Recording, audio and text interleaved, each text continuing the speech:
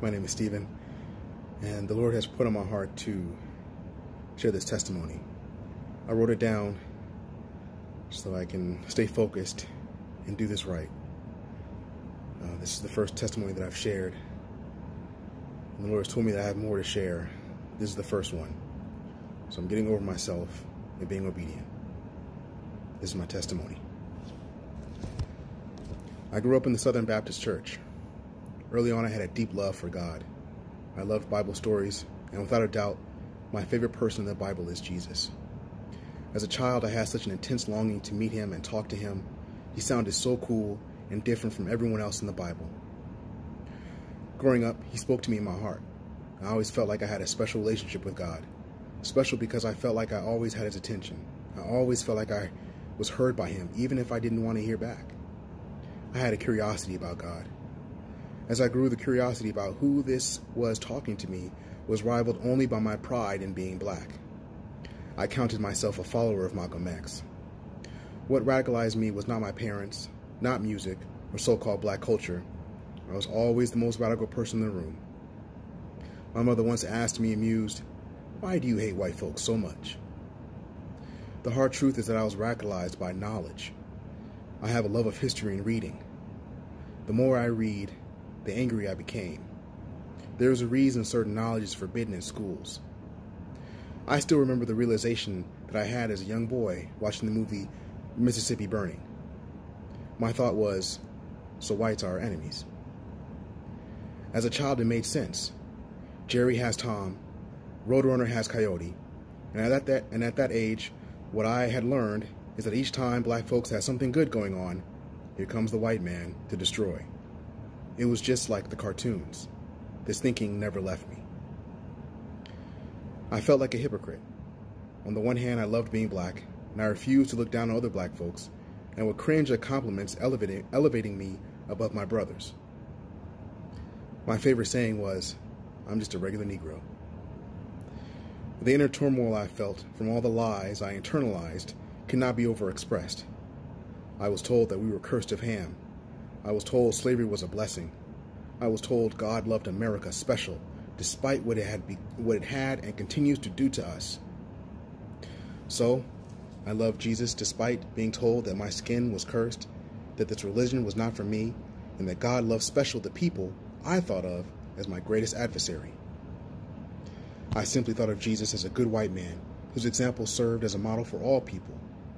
I feel like two different men. One who refused to take shame in his race and low place due to it, and even trying to scratch together a little reactionary pride. The other was a man who worshipped one who said, "Take no pride in yourself." Jesus was the only thing keeping me from being a full-on, violent revolutionary. I found out the truth over 2 years. Each time I heard it, I rejected it, for both how it made me feel and the man who brought the message. I rejected the truth because, despite how I felt, or how I thought I felt about myself and my brothers and sisters, I realized that I was unable to think of myself, or any of us, as a chosen people. No, we were cursed slaves who were still struggling for legitimacy. The thing that brought me to him, because up to them I had love from a distance, was not the truth, or even a true desire to get closer to God. It was a 2-year-long calamity. I sought out God, and there he was. I felt like a kid again. We were talking multiple times a day. I was still neck deep in sin, but he was carrying me. The turning point of my life came when I was at home doing chores, and the Lord came to me and told me exactly how the calamity would be resolved. It was more than I could even hope for. Matter of fact, I had no idea this particular calamity could be resolved that way. All I had to do was wait. I couldn't accept it. It was too beautiful for me. I got angry. I had tears in my eyes. It was all I could do not to cuss. So I wailed and said, "Why are you telling me this?" I threw what was in my hand and shouted, "Stop talking to me." I was depressed because I knew it was God talking to me, or who I thought was God all these years. And now I had to accept that all that time I had been insane and was talking to myself. I was ashamed and broken. I had usually shared everything with my wife, but I resolved not to tell her what I heard because I was sure she would lose confidence in me and think that the calamity had taken my sanity. He stopped talking to me in my heart, and for a good while I felt empty. I felt like I lost a superpower. It was during that time that two different strangers in two different cities laid eyes on me for the first time and said to me, "God told me to tell you." They told me the same things God had told me in my heart, plus more. They said the same thing, that I would have my own church, something I never heard from God before. One of the witnesses asked if I already had a church. I was shocked, and I kept their words close to my heart ever since, but I remained cold-hearted toward speaking with the Lord. I was still worried for my sanity. It wasn't until the calamity ended, exactly as God said it would, exactly, that I felt shame, guilt, embarrassed, that I shouted at the Most High and told him to leave me alone. I fell on my face and thanked him. I asked forgiveness, and I begged him to come back and talk to me. He replied, and I could almost see a smile in my mind's eye. "Wouldn't it be nice if we talked outside of when you were in trouble?"